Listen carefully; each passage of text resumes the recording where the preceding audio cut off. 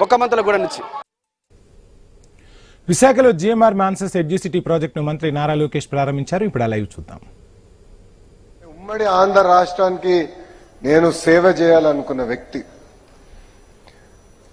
కానీ ఆనాడు గౌరవ ముఖ్యమంత్రి చంద్రబాబు నాయుడు గారు కొంచెం సందేహం ఉండే, మీరు ఎయిర్పోర్ట్ కట్టగలుగుతారా, మీకు అనుభవం ఉందా, ఇంత పెద్ద project, strategically most important project for Hyderabad మీ చేతుల్లో పెట్టాలనుకున్నా. కొంచెం ఇబ్బందికరమైన పరిస్థితి నాకు, అది నేను ఇంకా కన్విన్స్ అవ్వలేదు, వెళ్ళి పనిచేసి నన్ను కన్విన్స్ చేయండి అని నన్ను అడిగారు. ఇది ఎప్పుడు టెండర్ గెలిచిన తర్వాత, బిడ్ గెలిచిన తర్వాత. అప్పుడు జిఎంఆర్ గారు ప్రపంచం మొత్తం తిరిగి ఏకంగా జేవీలు ఏర్పాటు చేసుకుని ఇక్కడికి వచ్చి చంద్రబాబు నాయుడు గారిని కన్విన్స్ చేసి, లేదు మేము కట్టగలుగుతాం, కేవలం భారతదేశంలోనే కాదు ప్రపంచంలో ఒక నంబర్ 1 ఎయిర్పోర్ట్ మేము హైదరాబాద్ లో కట్టి తీరుతామని ఒక పట్టుదలతో కట్టి ఈ రోజు తెలంగాణ జీడిపికి సుమారు 12% కాంట్రిబ్యూషన్ చేస్తుంది హైదరాబాద్ జిఎంఆర్ ఎయిర్పోర్ట్. ఆనాడు చాలా మంది ఎగతాళి చేశారు, ఎయిర్పోర్ట్ కి 5,000 ఎకరాలు అవసరమా అని అడిగారు. వాళ్ళందరూ ఒకటే సమాధానం ఇస్తున్నా, ఈ రోజు వెళ్ళి చూడండి శంషాబాద్ ఎయిర్పోర్ట్ ఎలా డెవలప్ అయింది. ఈరోజు పక్క రాష్ట్రాల్లో బెంగళూరు కానీ చెన్నైలో కానీ ఒక ఎయిర్పోర్ట్ అయిపోయింది, 2వ ఎయిర్పోర్ట్ కట్టే పరిస్థితికి వచ్చారు. కానీ హైదరాబాద్ అదృష్టం ఏంటంటే ఆనాడు చంద్రబాబు నాయుడు గారు ఇచ్చిన విజన్, 5,000 ఎకరాలు తీసుకుని రాబోయే 100 సంవత్సరాల కెపాసిటీ కూడా శంషాబాద్ లోనే కట్టే విధంగా ఆనాడు ఒక విజన్ తో చంద్రబాబు నాయుడు గారు ముందరికెళ్లారు. విజన్ అనేది చాలా చాలా అవసరం అండి. కొంతమంది విజన్లెస్ పీపుల్ విజనరీని ఎగతాళి చేస్తారు. చంద్రబాబు నాయుడు గారు రాజుగారిని కలిసిన తర్వాత ఆయన మాకు ఒకటే చెప్పారు, ప్రపంచంలో aviation, civil aviation work force లో 25% తెలుగోలు ఉండాలి, దానికి మీరు ఏం చేయాలో మీరు చెయ్యండి. ఒక ముఖ్యమంత్రిగా నా సహకారం ఉంటుందని ఆయన చాలా సింపుల్ గా చెప్పారు. ప్రపంచంలో, దేశంలో కాదు, ప్రపంచంలో 25% అంటే కనీసం భారతదేశంలో 70% ఉండాలని ఈరోజు రాజుగారే నాకు టార్గెట్ పెంచారు. అంటే బాబు గారు ఆ విజన్ తో నాకు ఆదేశాలు జారీ చేశారు. అప్పుడు రాజుగారు నేను మాట్లాడా, జిఎంఆర్ అంకుల్ తో కూడా నేను మాట్లాడా, ఎట్లా చేయాలి డిస్కస్ చేశాం. ఒక వరల్డ్ క్లాస్ ఇన్స్టిట్యూట్ క్రియేట్ చేయాలి, కేవలం ఏదో ఒక యూనివర్సిటీ చేస్తాం కాదు, ఒక కామన్ ఇన్ఫ్రాస్ట్రక్చర్ ఏర్పాటు చేసి, అంటే స్టూడెంట్ లైఫ్, అకామిడేషన్, అదేవిధంగా మన క్యాఫెటీరియా, ఇవన్నీ కూడా కామన్ ఇన్ఫ్రాస్ట్రక్చర్ క్రియేట్ చేసి ఒక్కొక్క సబ్జెక్ట్ లో ఒక్కొక్క యూనివర్సిటీ అగ్రస్థానంలో ఉంటుంది.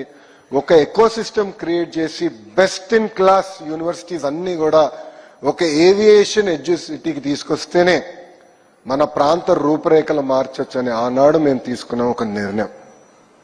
ఇది నేను ఆలోచిస్తున్న సమయంలో ఇప్పుడు కూడా బాగా గుర్తు నాకు, తెలుగుదేశం పార్టీ విశాఖపట్నం ఆఫీసులో నేను కూర్చున్నప్పుడు అదితి గారు ఒక మ్యాప్ తీసుకుని వచ్చారు, పెద్ద మ్యాప్, ఉత్తరాంధ్ర మ్యాప్ తీసుకుని వచ్చి, లోకేష్ గారు మానసస్ ట్రస్ట్ కి ఇక్కడిక్కడ భూములు ఉన్నాయి, మీరు వరల్డ్ క్లాస్ ఇన్స్టిట్యూషన్స్ తీసుకురండి, వాళ్ళకి మేము ఉచితంగా భూములు ఇచ్చేదానికి సిద్ధంగా ఉన్నాం అని చెప్పిన గొప్ప వ్యక్తి, కోసం అందించిన గొప్ప కుటుంబం ఇది. నేను వేదిక పైన వచ్చినప్పుడు నవ్వుతూ అటు అశోక్ గారికి అదితి గారికి నేను చెప్తాను, రాత్రి నన్ను ఇద్దరు పడుకోనిలేదండి, ఇది ప్రజలందరూ ఈ విషయం వినాలి. రాము కూడా నాతోనే ఉన్నాడు నిన్నంతా. ఈ ఎంఓయు ఫైల్ రాష్ట్ర ప్రభుత్వం ఆమోదం తెలపాలి. సో నాకు రాత్రి ముఖ్యమంత్రి గారి కార్యాలయంతో నేను ఫాలోఅప్ చేస్తున్నాను, ఎందుకంటే గౌరవ ముఖ్యమంత్రి గారు పర్యటనలో ఉన్నారు, ఫైల్ తొందరగా క్లియర్ చేయాలని నేను ఫాలోఅప్ చేస్తున్నా. అప్పుడు గౌరవ ముఖ్యమంత్రి గారు సెక్రటరీ గారు నాకు ఫోన్ చేసి, ఫైల్ వచ్చింది, 90 పర్పెచువల్ గా ఉచితంగా భూమి, అంటే లీజ్ కూడా కాకుండా ఉచితంగా భూమి ఇద్దామని ఈ ఫైల్లో ఉంది, ఇది సాధ్యం కాదు అన్నారు. అప్పుడు నేను అన్నా, దాతలు లేని ఇబ్బంది మనకెందుకు సార్ ప్రభుత్వంగా అన్నా. లేదు, ఒకసారి మీరు మళ్ళీ మాట్లాడండి, ఏదో టోకెన్ అమౌంట్ ₹1 పెట్టాల్సి వస్తుందేమో అన్నారు. ప్రయత్నిస్తాను సార్ అన్న. అశోక్ గారికి ఫోన్ చేసేంత సాహసం నేను చేయాల. అదితి గారికి ఫోన్ చేశా, సస్యమేర ₹1 కూడా ఒప్పుకోలేదు. వాళ్ళు ₹1 కూడా ఒప్పుకోలేదండి. అంటే ఆ పట్టుదల, కమిట్మెంట్ సమాజం పట్ల ఎంత ఉందో దయచేసి ప్రజలందరూ గమనించాల్సిన అవసరం. ఒక గొప్ప మనసుతో మా కుటుంబంలో ఏవియేషన్ బ్లడ్ ఉంది. మా ఫ్యామిలీలో ఒకరు ఆనాడు బ్రిటిష్ కాలంలో ఒక పైలట్ లైసెన్స్ రావాలంటే చాలా కష్టమైన పరిస్థితి. అలాంటిది మా కుటుంబంలో ఒకరికి వచ్చింది. ఏవియేషన్ లో మా బ్లడ్ లో ఉంది. మా మానసాస్ పేరు పెట్టారు, అది చాలు మాకని చెప్పిన గొప్ప కుటుంబం, వేదిక మీద ఉన్న కుటుంబాన్ని సభాముఖంగా ప్రజలందరికీ తెలియజేస్తాం.